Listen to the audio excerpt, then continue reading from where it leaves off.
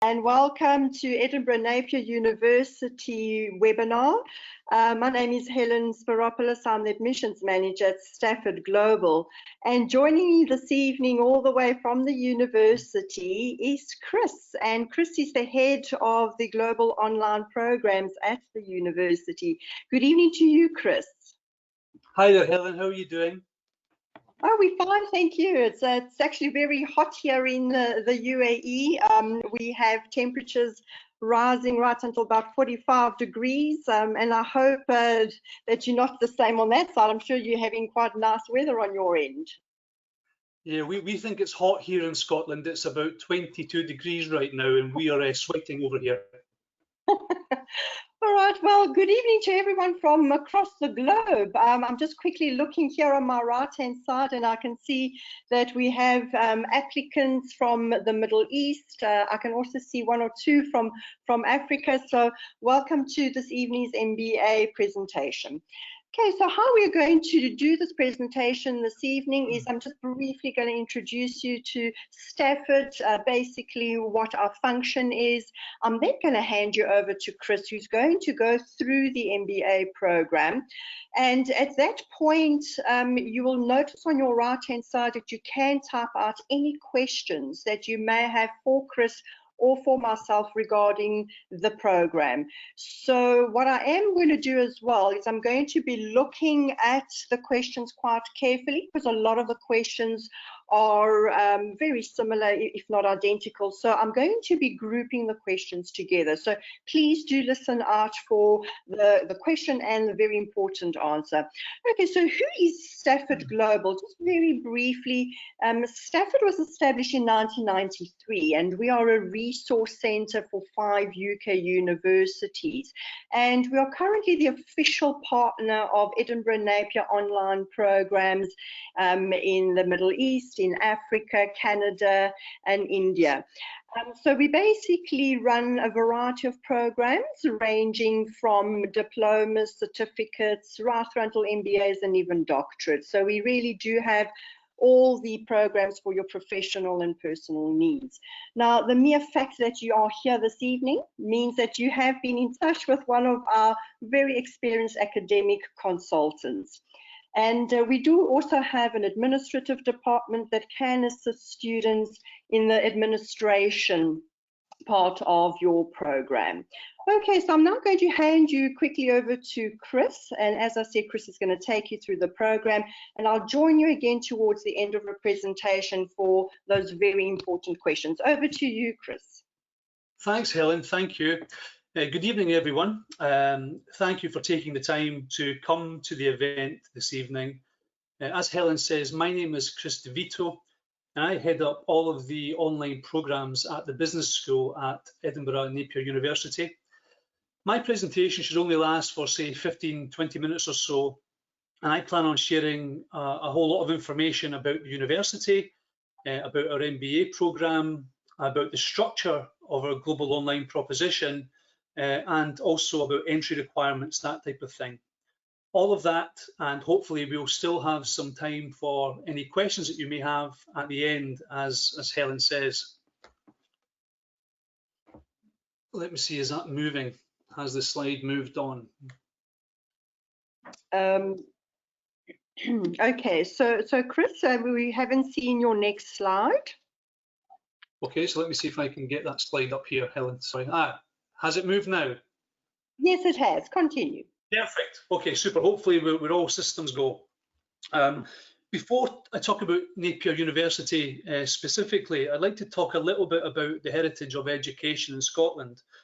We have a tremendous history of influential thinkers from Scotland, such as the philosopher David Hume, and obviously the father of modern economics was Adam Smith, who was a Scotsman, as well as such creative individuals as Robert Louis Stevenson and, of course, our national poet, Robert Burns.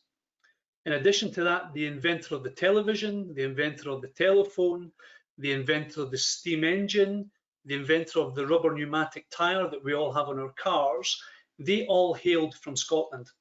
And that history of innovation and education carries through into this very day in Scotland, where we have we are the heart of the UK fintech financial services tech industry in the UK outside of London, and obviously home to the largest arts festival in the whole world that many of you have probably heard of, the Edinburgh Festival. And of course, it's a great place to live. It's been voted the best city in the UK to live on many, many occasions. So really important that although we have a deep legacy and culture of education and learning, that very much carries forward into today. Let's move now to some specific details about Edinburgh Napier University. Napier is one of the largest universities in Scotland, with just under 20,000 or so students from across the world, with around about 13,000 or so studying on campus here with us in Edinburgh. And we currently have around about 2,000 or so students studying with us online, of which the majority, around about 1,400 or so, are on our MBA program, which is by far our most popular program. So that should give you confidence that not only are you joining a thriving student community online, but also from an administration perspective, hopefully you'll be experiencing a well-oiled machine in terms of administration. Obviously, I'm going to say all things good about Edinburgh, but I'd like to now walk you through some of our highly rated programs from an independent perspective. I understand that an independent view is important for you. So recent results from both the Complete University Guide 2020 and also the Times and Sunday Times Good University Guides have both shown us in a very good light in important academic areas when compared to our peer group. So if we look first of all at us being rated #1 from the million+ modern universities in the UK for business management, which is clearly a very important discipline when considering a master's in business administration. And we are a top 5 modern university for accounting and finance, and that is the function that I am directly responsible for at Edinburgh Napier on campus. So not only do I run the online programs for the business school, I also run the finance subject group at the school in Craiglockhart. We're also a top 10 UK modern university for marketing, and again that is a crucial component of the MBA programme, as well as being a top 15 modern university for business studies per the Times and Sunday Times Good University Guide.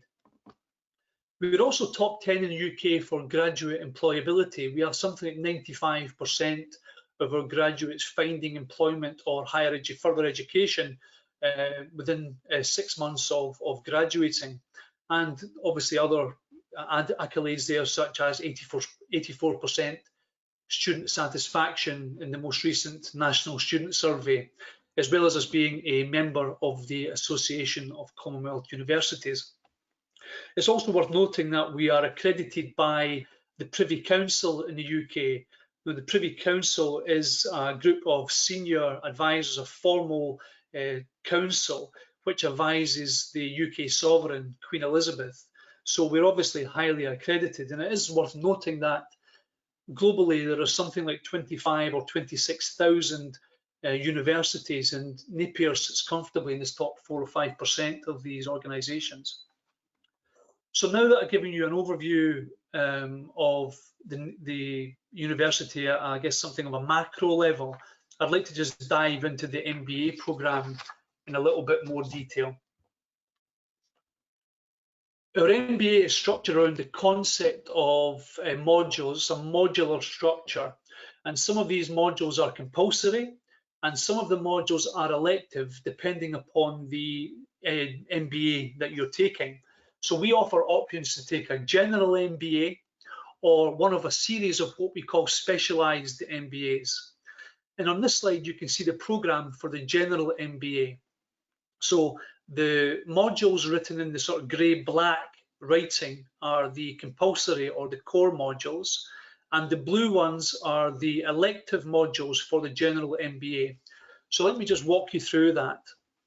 So the first 4 compulsory modules are management and organizational change, leading strategic decision making, marketing and building high-performing organizations, and global business economics and finance. We then have the 2 electives, which are managing innovation and contemporary issues in strategic management for the general MBA. And then we have 2 further compulsory modules, which are research skills for managers and then the MBA project, which is a double credit module. So basically, research skills for managers equips the student with all the skills and understanding which enables them to undertake a research project at a master's level. So it's a very senior level of academic achievement. And this, if you're concerned about undertaking such research, the research skills for managers really equips you with all the tools that you'll require to undertake that research for your MBA project. Now, it's important to note that everyone, regardless of the MBA that they take, whether it's the general MBA or the specialised MBA, have to complete the 6 modules prior to taking research skills for managers and the MBA project itself. On the next slide, I'm going to touch into what the specialist modules are, and we can explore that in a bit more detail, but I want to just first of all cover the exit points. Obviously, we would hope that you would stay with us through the entire MBA program, but if for whatever reason your circumstances change, it's important that you understand that each module carries an award. You are given credits for each of the modules that you complete. So you can exit after 3 modules, which would give you a postgraduate certificate. You can exit after 120 credits, which is 6 modules, and that would give you a postgraduate diploma. And obviously, if you stay the full distance, as we hope you will do, you will also graduate within a full Masters in Business Administration.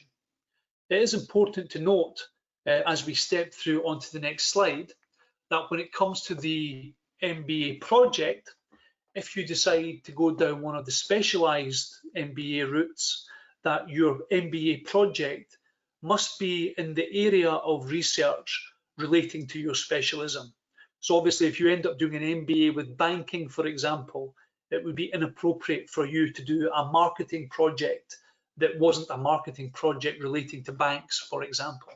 So the project that you do to complete the MBA must be one which is aligned to the specialism. So here you can see an array of different options for doing an MBA with a specialism.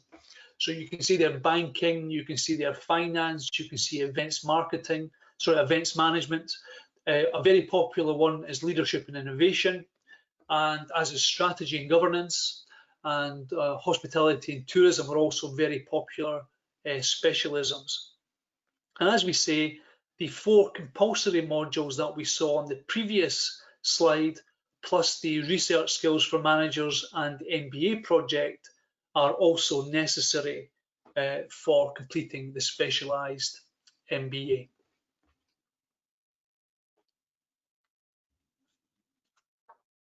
Now, having covered the structure of the MBA itself, let's just talk for a moment about the constituent parts of our global online programs. So as their name suggests, they are 100% online. They are asynchronous to a large point. Now, what that means is that a lot of the material, in fact, the vast majority of the material, is pre-recorded. It's not live academics doing a presentation. That means that you have to be at a certain point, at a certain place, at a certain point in time to see the lecture, because the way the Global Online program is structured is that it's designed to fit your requirements, so that you can study at a time and in a place and at a pace that suits your personal needs. So if we were doing synchronous lectures at a certain point in time, you may miss these, and that could place you at a disadvantage. So for the modules, and most modules do have at least some video content, these are pre-recorded videos which you can access at any point in time. And to complement that, we have a whole range of other high quality materials which are designed to develop your thinking, which are engaging, which tend to be interactive, but they're also self-directed, so they're stepping you through the module in a structured way so that you are ensuring that you are stepping through in a logical process rather than just jumping back and forward.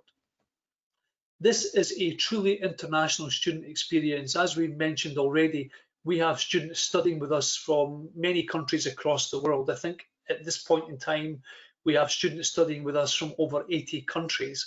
So it's a truly international student experience, and that has allowed us to develop material which should be appropriate for you regardless of your cultural background. And the last thing to note, as we'll see in a little bit more detail, we do have 3 intakes per year onto the programme in January, May and September. Moving on now to assessment, one of the questions which I'm often asked about is what is the methodology for assessment? Now, one area where our MBA is a little different is that our MBA has no exams as such. Instead, we have assessments. So let me just step you through this slide.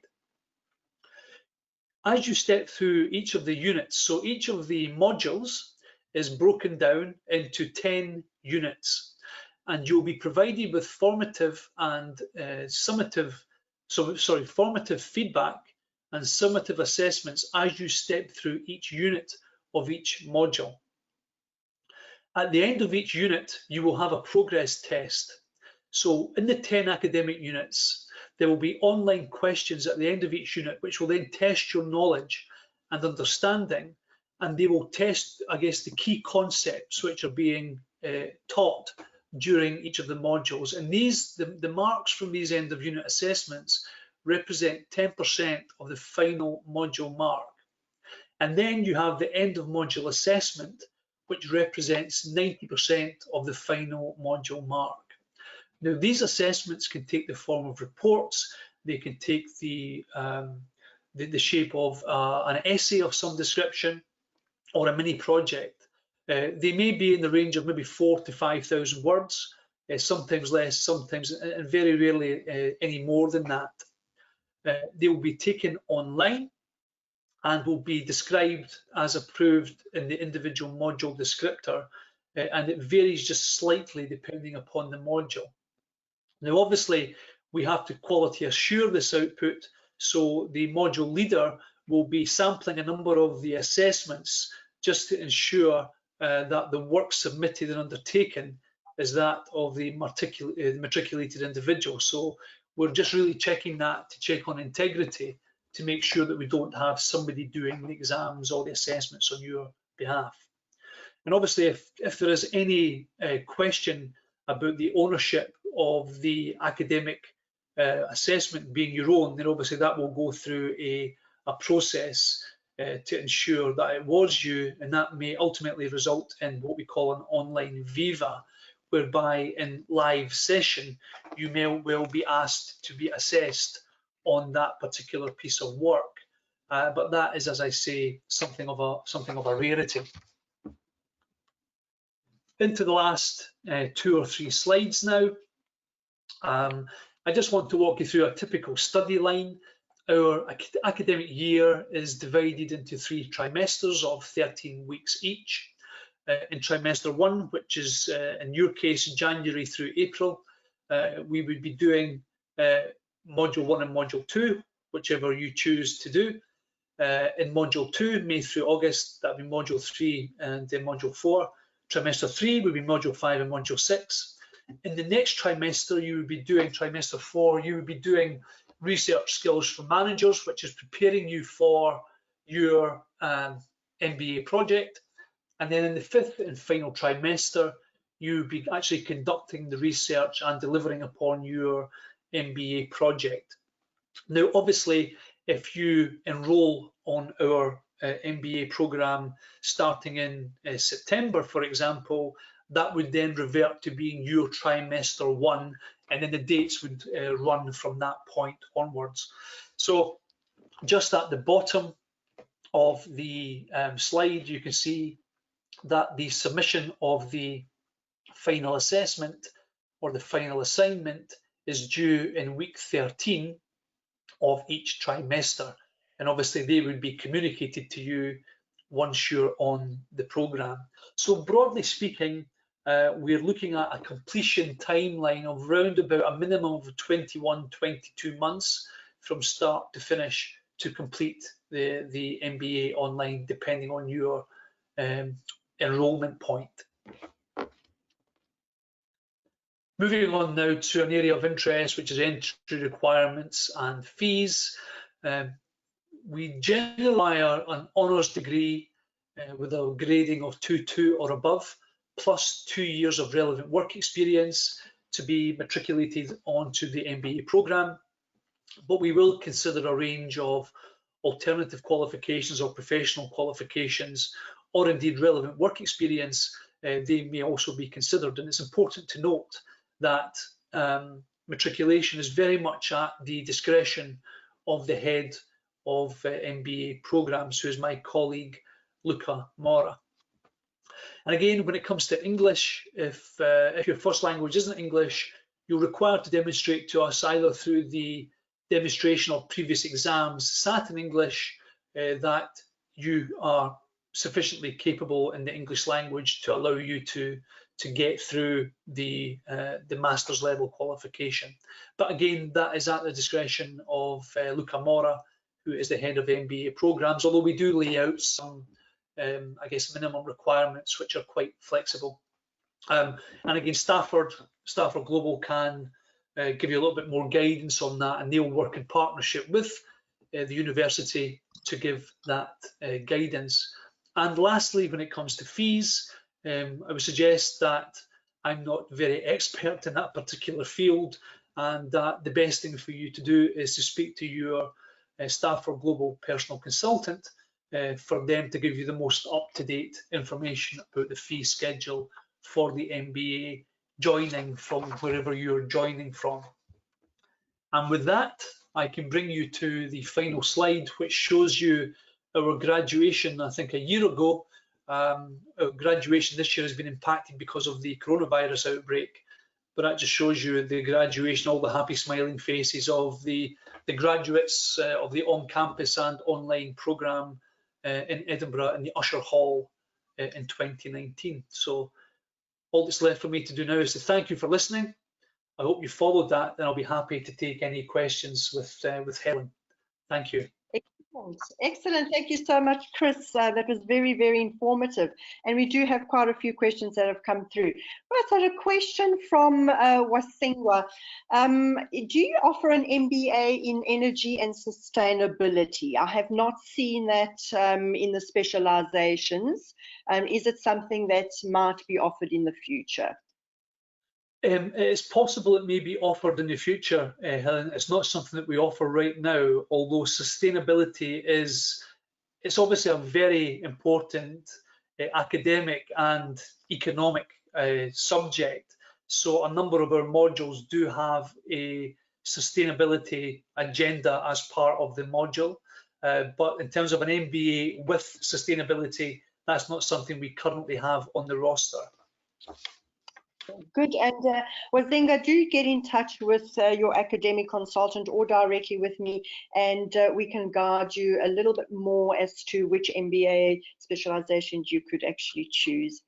Okay, and there's a very important... Sorry, Helen, just one thing perhaps to add to that.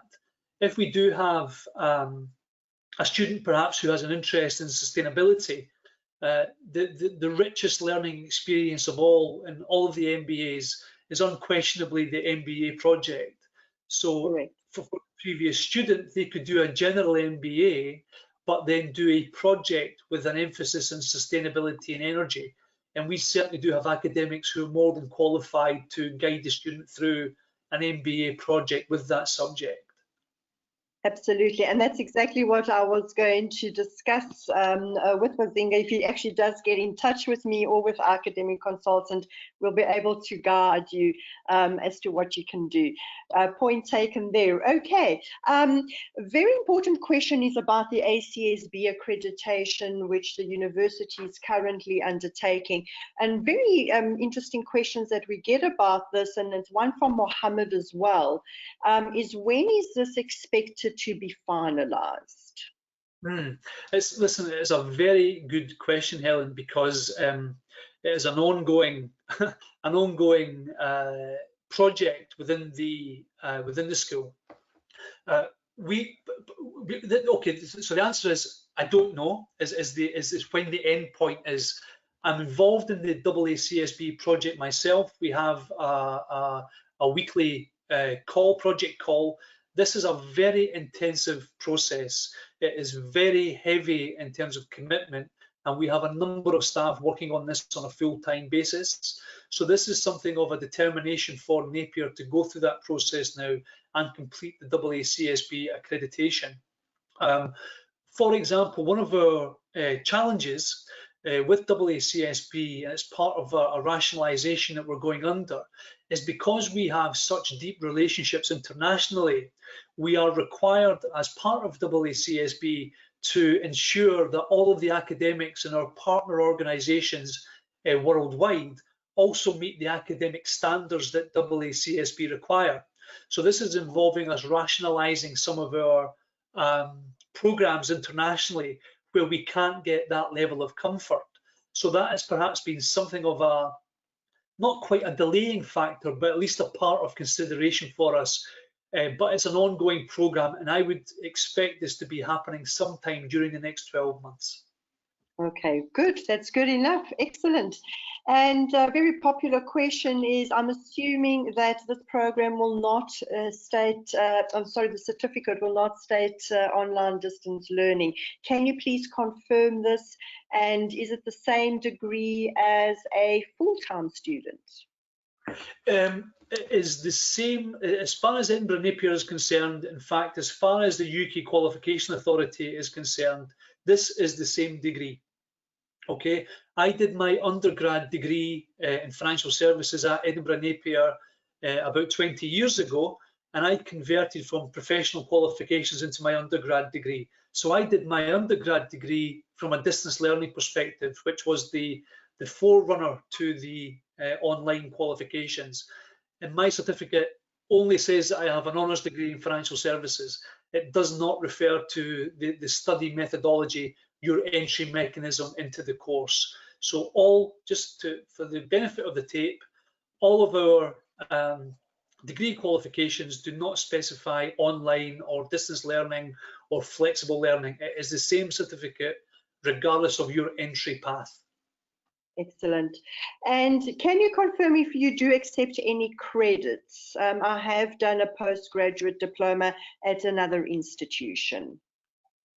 Yeah, we will do a mapping exercise. So it will obviously be down again to the head of the MBA programs to facilitate that accreditation. But if, say, for example, somebody has already done an extensive finance qualification, let's say, for example, somebody is a chartered financial analyst, it would be remiss of us to ask that person to go through the finance component of the MBA again. So in many circumstances, accreditation for individual modules is at a discretion of the head of MBA programs.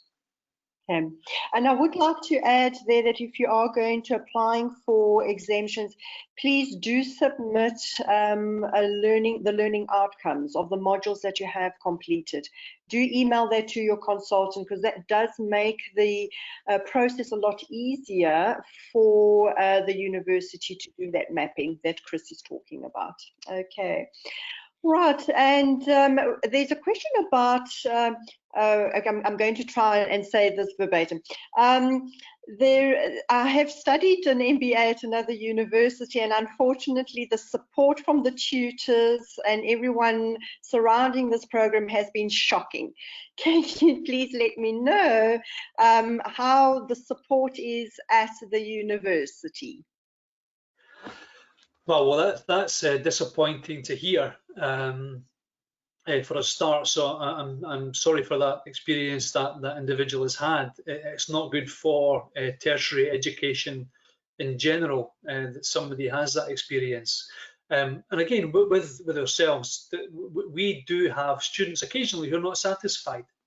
But what we try to do is although this is an online program, we try and enable as much connectivity with academics as possible. So if a student has a query, for example, or a question, they are given the contact details of the program leader at the very beginning of the program, and they're at liberty to write to their program leader or the individual module leader at any point in time if they have, say, for example, an academic question. If they have a question on administration, we have the contact details of the Global Administration Support Team, the Global Online Administration Support Team, which is actually shown on the slide right now. So for any administrative type questions, they have a point of contact. The other thing from an academic perspective, Helen, is that every week throughout the 13 weeks of the program, we run a live academic session. So I've spoken about during the presentation that we have largely asynchronous content, so it's available at any time, any place, anywhere for the student. We also have live scheduled sessions every week at a set point in time, and these sessions are recorded. So if there are any specific questions that anybody on the program has, they can ask the academic in real time there and then at that scheduled point during every week. So in answer to the question, we can't guarantee that somebody's not going to be satisfied at the end of it, but we're trying to box off as many of the issues as we possibly can by providing this connectivity. Absolutely, good, excellent. And next question is about assignments. If I do happen to fail an assignment, do I get a critical review so I know where I have gone wrong? And a subsequent question from another student is, if anything does happen to me, can I actually get an extension on that assignment if I cannot submit it on the due date?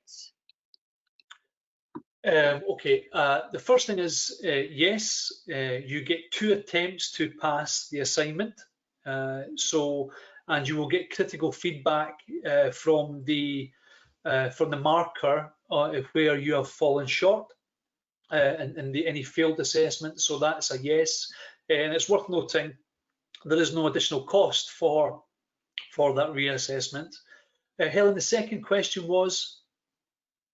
Okay, and the second question is, in the event that I cannot submit an assignment on due date, can I actually get an extension? Generally speaking, there is a bit of flexibility on the part of the academic, the module leader, to grant some flexibility, but it's not open-ended. And if we found out, for example, Helen, if we notice a trend that a student is continually asking for extensions, that puts the student in a position of risk, because the program is the program and it's designed to be flexible, to be accommodative.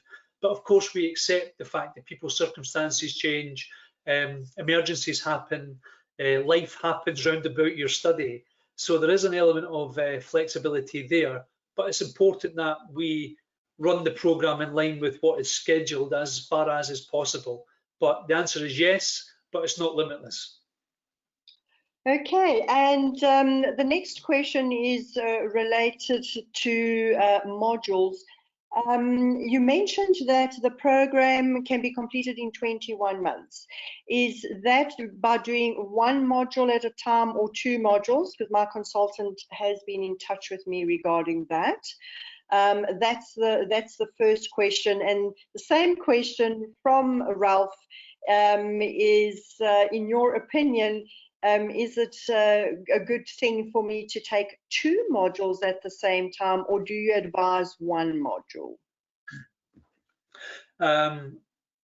The course is structured in such a way that the 21-month completion schedule is predicated upon doing 2 modules each academic session during each trimester.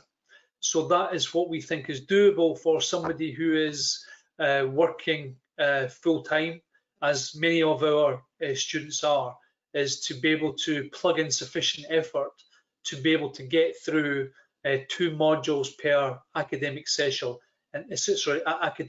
session. So that is your working assumption, that it's 2 modules now. Obviously, it's possible to extend that, then there's a bit of flexibility built in.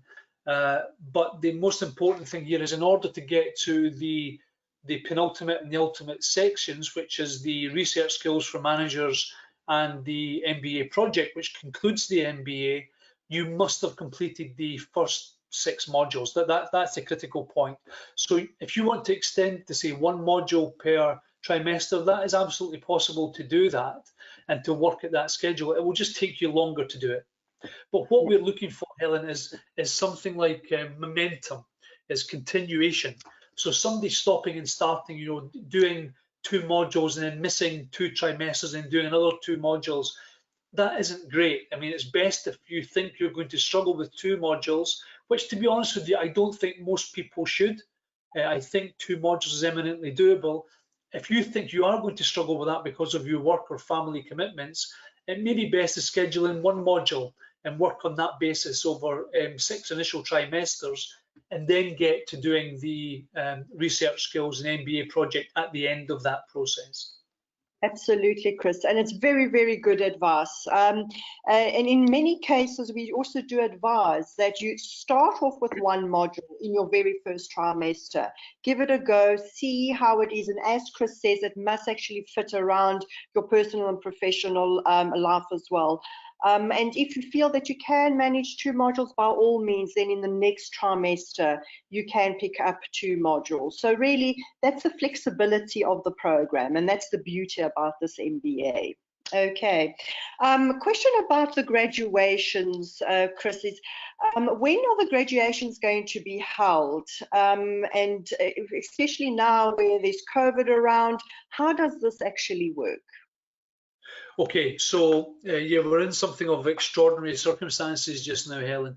So basically, our graduations in Edinburgh for January and October have been suspended because of the coronavirus outbreak and our inability to get large bodies of people together. This shot, which is on screen right now, looks like a coronavirus disaster area if we were to be having it right now. So we are prohibited by the Scottish Government from doing that. So what will happen is the degree will be issued in absentia, so you will still formally graduate, you will still be issued with your certificate, and that will be sent to you at your home address. But all of the people who are unable to physically graduate in Edinburgh in the Usher Hall beside colleagues as we have on screen will be invited to the first formal graduation ceremony after the end of the coronavirus restrictions. And just to preempt some other questions that people may have, there are often questions about people who require visas to come to the UK for graduation. We're quite happy to issue a letter to anybody, a letter of invitation inviting them to come to the UK to attend their graduation, and that should enable them to go to their local British embassy or consulate to allow them to grant the appropriate waivers to allow these people to come to graduate in the UK if that's what they choose to do. Absolutely, good. And Myra's question is about starting off the program on a distance learning basis. And so her question is, in the event that I want to switch to full-time and you move to the UK, is there that possibility that I can shift from online to full-time studies?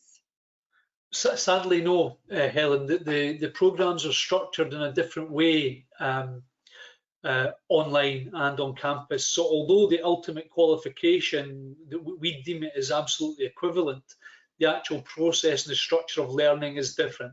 So what one can't convert from the online to an on-campus experience, sadly. Okay, all right, good. Okay, and with regards to IELTS, again, Lauren, do get in touch with your academic consultant at the office at Stafford, and we'll be able to give you various information about that, about how you can actually meet that English requirement. Okay. Oh, very popular question. Can I actually do 2 specializations at the same time? Because you have mentioned that the modules are identical in all the specializations. Is that possible? Can I do 2 specializations at the same time? And you mean graduate with, for example, an MBA with banking and marketing? Yes, No. correct. No, no, you can't. You would have to make a choice between banking or marketing in that example. So where we do have, how would you say, duality is with things like travel and tourism, leadership and innovation, strategy and governance. But these are pre-packaged, so it's not really possible to then bundle the specialisms together thereafter. Makes sense, makes sense. Okay, and Lauren's question again is, can you please advise what is the rate of completion for this MBA program? In terms of number of people who start to actually finish? Yeah. Wow, I do not know the answer to that question, Helen, I'm sorry. Yeah. All I can say is that by the time somebody gets to the stage of submitting their MBA project, so by the time somebody has stepped through their core modules and their elective modules, by the time they're submitting their MBA project, very few people don't get through it. So it's not as if people get so far through and then fail to graduate, because we do lend, in the event of somebody struggling with the research skills or the MBA project, we do invest a lot of time trying to get people to the academic standard required. So I don't know the answer to that question. Perhaps I can find that out and feedback. But what I can say is, by the time somebody has got through the core and the electives, very few people don't go the final mile. Okay, good. And Yassi has actually asked, what is the maximum time period that I can suspend my studies and then restart? So I think this is someone that will start and then, stop the program. What is that period where they can stop? How long is that period? Right, okay. It's a tricky one, because it's a flexible program, Helen. But I think we are concerned about the overall learning experience if it's too fragmented. So basically, we're happy for people to suspend for a trimester or 2, and I think we're comfortable up to a year. If it then extends beyond a year, we start having questions about it at that point. So I think the best thing to do is to a couple of trimesters, no problem at all. Beyond that, we're into the territory of requiring exemptions to policy and exemptions to the rules, and we would look for mitigating circumstances at that point. But again, our objective here is to get as many people through the program as possible to get the benefit of education. So we want to be accommodative as much as we possibly can. But coming back to my previous point, if it's too fragmented, it definitely impacts upon the educational experience, and it impacts upon the quality of the experience for the actual student. Right. Yes, definitely do agree there with you, Chris. Is try not to actually miss out on your studies. A lot of students that do extend it for 8 months or a year are not in is what we call the groove any longer. It's the momentum of it. as you were saying, there's no momentum, and they kind of lose that and sometimes find it a little bit difficult in getting back into the program. So Chris is quite correct about that. But do get in touch with global support at the university, and they'll be able to assist you and guide you as to when you can start your program again. Okay. Very interesting question. Why does your program not really have any examinations like any other traditional MBA program? That's a good question. I mean, I think there is actually something of some academic research now building up, Helen, which suggests that examinations are not necessarily the best way to assess a student's learning. It's, as you know, some people do have anxiety with the exams. Some people do have issues with the whole cramming of information for an exam and then splurging out and then forgetting about it. So oftentimes, in terms of a student experience and actually student learning, exams aren't necessarily the best device for doing that. They test the capability of the individual to sit an exam and not necessarily the understanding of the individual of the subject matter. So it is debatable whether exams or assessments are the best. Now, why we have assessments is because of the nature of online learning. It's very difficult to get people in different locations around about the world in the same place at the same time, and for that to be fair to everybody. So our assessments are designed to be flexible in terms of the submission of them, so that it's not by within a relatively narrow time period, which might disadvantage some students depending on where they are in the world. Absolutely. All right, good. Okay, and why is the induction important for me to attend? I have been advised by Stafford to attend this. Why is this important? What's the best way to put this? It's a bit. The induction process is basically your route map through the entire MBA. It's like setting off on a journey without having read the map if you don't come along to induction. It's not to say that you won't be able to complete the MBA had you not gone to the induction or gone through the induction process, but you've just made your life that much more difficult for a relatively short investment of time. So we would always encourage people as much as, and it's the same on campus, to be honest, with on-campus students, that we encourage them to come along to the induction, because it just helps you understand some shortcuts, enables you to some shortcuts that avoids a lot of effort subsequently. So it's not essential, but we would highly, highly recommend it. Yeah, absolutely. And Chris is quite correct. It gives you the opportunity to navigate your online portal, to understand how to upload assignments, where to find all your other additional resources like the online library, etc., etc. So Chris is quite correct, and we do encourage you to do that induction. Okay, and we've got two last questions.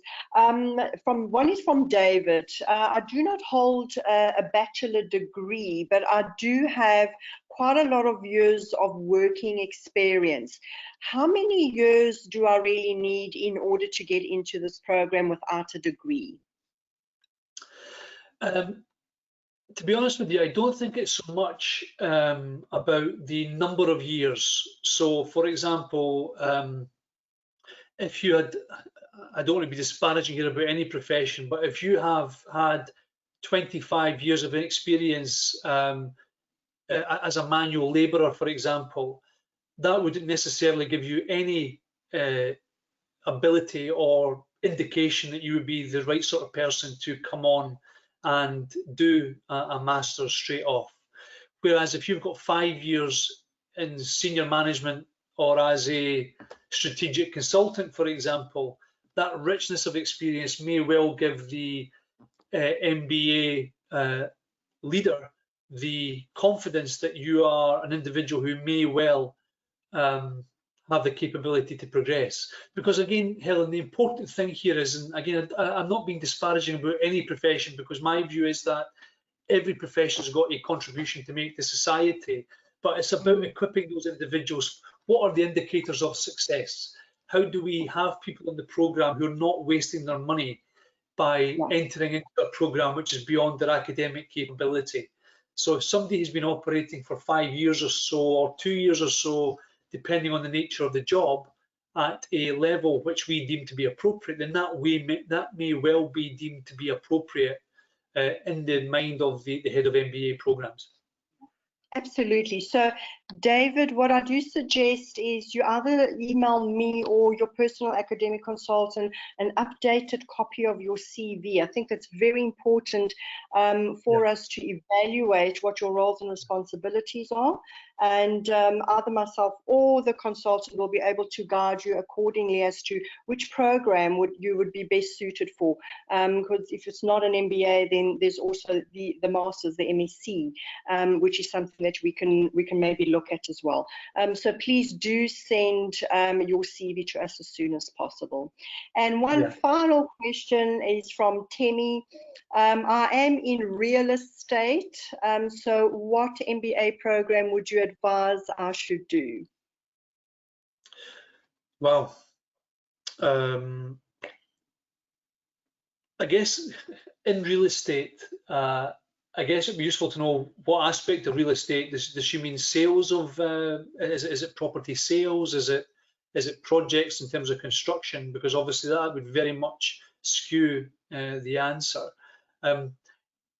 For people, so for example, if you're in the sort of sales and marketing side, the MBA with marketing is a very interesting. It's got some very interesting components because it talks a lot about brand and about strategic brand management. And obviously, if you're selling property, if you're selling real estate, then your brand as a real estate organization is very, very important. So it helps understand the nature of building brands and what's important about brand from the context of selling. Whereas if it's more in the construction end of things, then obviously an MBA with project management might be more appropriate. Or obviously we have engineering management, of course, as well, which is in there. So it's like saying I'm in retail. What's the best MBA? Retail covers a whole range of different roles, but I would strongly recommend that the general MBA is a great starting point because it's covering. And again, just Helen, I don't want really to litter this with personal anecdotes, but I did an MBA a number of years ago, having done a whole bunch of an undergraduate and having done a bunch of professional qualifications in finance. But genuinely, I can't emphasize enough, the MBA is just the richest learning experience that I've ever had. It just opens your eyes to the way businesses work, the economics aspect of it, the marketing aspects of it. It really is fascinating. I would encourage, if somebody's not entirely sure if it's a specialist module which is right for them, to go for the general MBA. It was a general MBA that I did, and I found it a really enriching experience. Wow, absolutely. And I do agree with Chris on this point as well, especially if you can't find an MBA in your specialist field, is to do the general MBA, because as Chris has said, it does cover everything that you really need to know, whether it is from marketing to organizational behavior to finances. And right at the end, at the dissertation stage, is where you can actually write about the real estate, because you are an expert in that field already. So your dissertation can be in that field. But Temi, please do get in touch with me or your academic consultant, and we'll be able to guide you a bit better on that as well. And I'd also love to see a copy of your CV so I can guide you a bit more on that as well. Okay. Okay, well, I've managed to group all the questions together. Thank you so much, Chris. It was wonderful having you with us today and answering all our questions. Again, thank you to all the attendees. Lovely questions. Now, we are open for the September 2020 intake, and the program is going to be starting on the 7th of September, so we really don't have a lot of time left. So if you really do want to start the program now in September, this is the time to start submitting your application documents. Okay. Thank you, Chris. It was lovely seeing you. Thanks everyone for coming. Okay. Thank you. Good night, everyone.